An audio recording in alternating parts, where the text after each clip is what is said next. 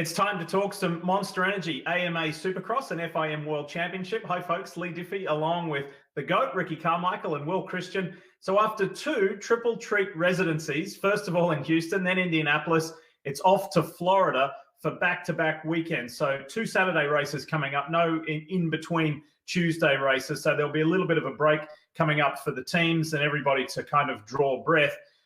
Ricky, first up, what were your thoughts about those two three-way residencies at those two venues to start the season? First six races. Yeah, I certainly like the residency schedule. I think it presents a lot of opportunities for most riders, especially if you're able to get on a good roll. So you take a guy like Ken Roczen, especially in this this Indy triple treat, as you would call it. I mean, he really took hold of the not only that residency, but the championship as well, and is putting the pressure on the other riders to really up their level of game. Because if not, this thing could really start to trend in a very, very positive way already, as it has for Ken Roczen. So I'm a big fan of it. It seems like we're always racing, and it's been a lot of positive reaction from the fans too. I think they like that midweek race. Well, for you, it's different for yourself and Daniel Blair. You're down there with the riders.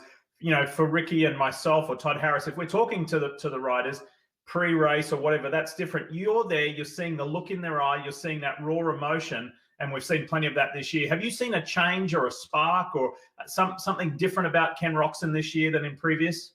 Oh, 100%, Lee. Yeah, and Ricky's kind of, you know, he talks about it just even in his body language and stuff, because he's obviously looking just even that much more macro at him, you know.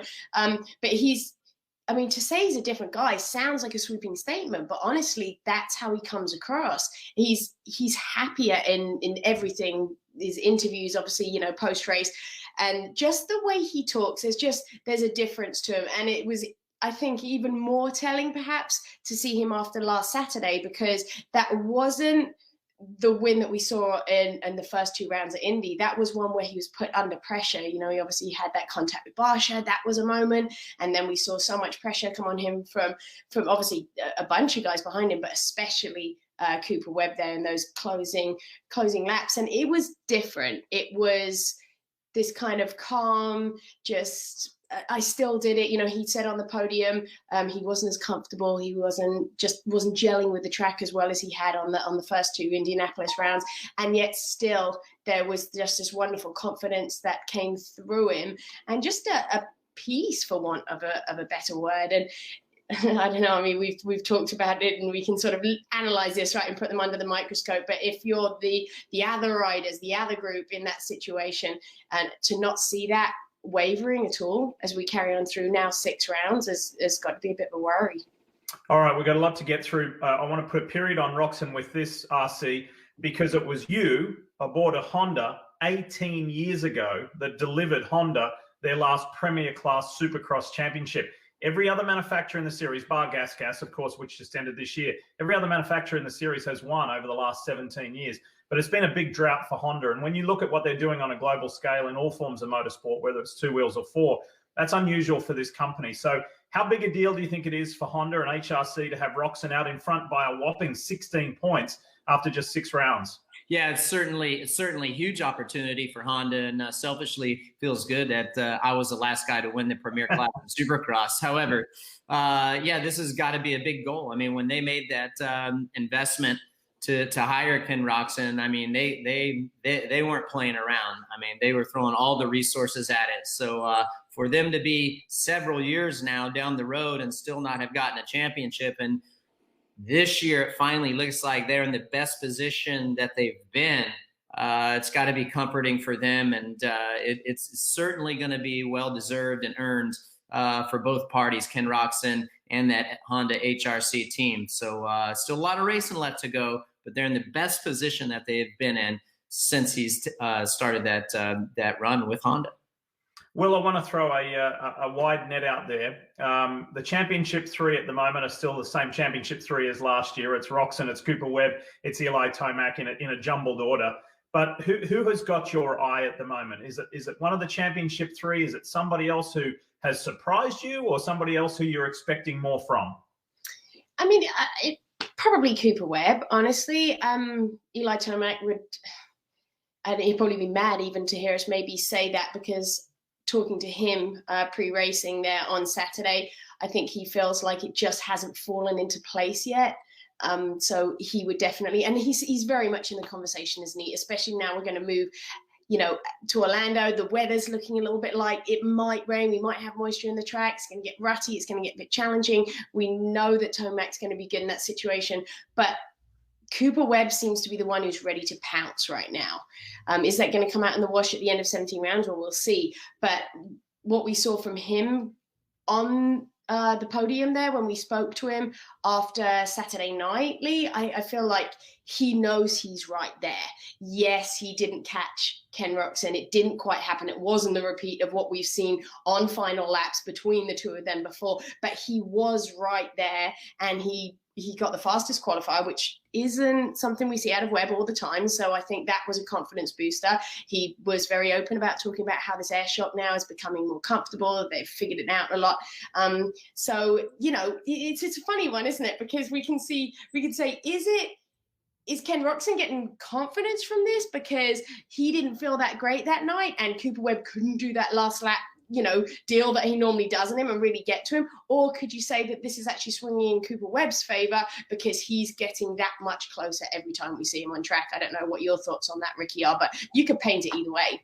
Yeah, I mean, you look at Cooper Webb, and he's been pretty vocal about the air shock, and they got the shock kind of late, so they didn't get to spend the time that they needed to in the offseason to get it right. I had heard that he was still dealing with some back issues, so he didn't get to ride as much because of that.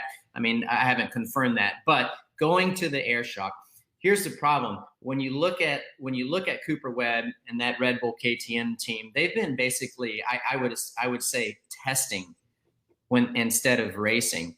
Once he gets that air shock pretty close, and he was pretty vocal about it this past round at Indy, he says, I got it pretty close. I'm feeling really good. The balance is good. And you know what? His times, like you said, Will, reflected that in practice. And he rode really, really strong all night long in the heat race and the main event. I mean, contending for the win. He ran out of time. However, he was there. I feel like if it's dry conditions this weekend and he fires off good in time qualifying practice today, this championship is far from over. There is so much meat on this 450 bone. We could talk about Tomac. We could talk about Adam Cianciarillo, Zach Osborne, Dylan Ferrandis, and so many more. But let's switch gears because we're coming up to the final 250 East race before a break, before we switch into 250 West mode. And while we can talk about the Jet Lawrences and Michael Mosmans and Max Volans and RJ Hampshires, Joe Shimoda's, this championship already, I think you would agree, Will, has very much formed into an intra-team battle at Monster Energy Star Racing Yamaha between Christian Craig and Colt Nichols. How do you see this one playing out, and how important is this final race before the break for either rider to do something of magnitude? And it's kind of, I think we can look at that 450 story again. And the 250s and 450s have kind of been following a little bit of a similar sort of path as we've looked at, the dominant guy out front who seems calm. And when we look at this again, Leigh, it's kind of that situation where which way do you want to look at it? Because if you're Colt Nichols, you kind of, something happened, right? You've had this very steady kind of flow through the first 5 rounds, and then it actually happened. And it happened in a big way to him. We saw him right at the back of the pack. He had to work his way through to that podium position from the very back. So that's kind of a, hey, it can happen. Anything can happen in Monster Energy Supercross. We always say it, but for Colt, it kind of almost was not really a reality yet this year because he managed to stay out of trouble the whole time. So there's that reminder, yes, it can happen. But then you flip of the coin, Christian Craig was in the right position. He did what he had to do. He took advantage of it. He got that win back. It was there, right? It was second win. Now he feels like he's back in it. So is it anything can happen, or is it will Colt Nichols kind of manage that and he got all the way back to the podium again? So I think if you're those guys, you find a way to dress it that works for you. And for us, it's great, right? Because it keeps everything alive. And this is not done yet. Ricky, we're almost out of time. We're almost out of time. So let's get straight to the point. You don't do predictions, right? But it seems as though Christian Craig is maybe the more methodical of the two. and Colt Nichols has shown more aggressive when it's called for being aggressive. What characteristics do either of them show you that either of them is going to be the champion this year?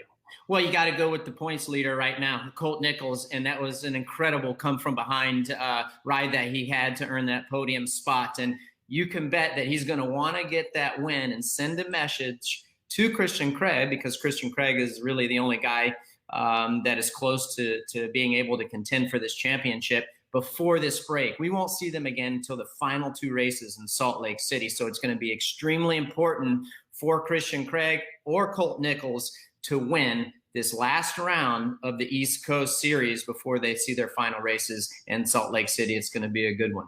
Yeah, it's almost like a mini off season, isn't it? It's that last race. The way you end that last race sends you into the break in the right frame of mind. We look forward to seeing you and you joining us this Saturday. Remember, you can see all of Monster Energy Supercross on Peacock streaming, and then we'll also be with you on NBCSN. Myself, Ricky, Will, Daniel Blair. We've also got a special guest in Rutledge Wood joining us for the weekend as well. So we look forward to this Florida swing. We'll see you this weekend. Hi, I'm Will Christien, and thank you all so much for watching. I'm here to remind you to hit subscribe for all the latest Supercross news and highlights. And of course, don't forget to sign up for Peacock Premium. That is now the new home for streaming for all live Supercross events all season long.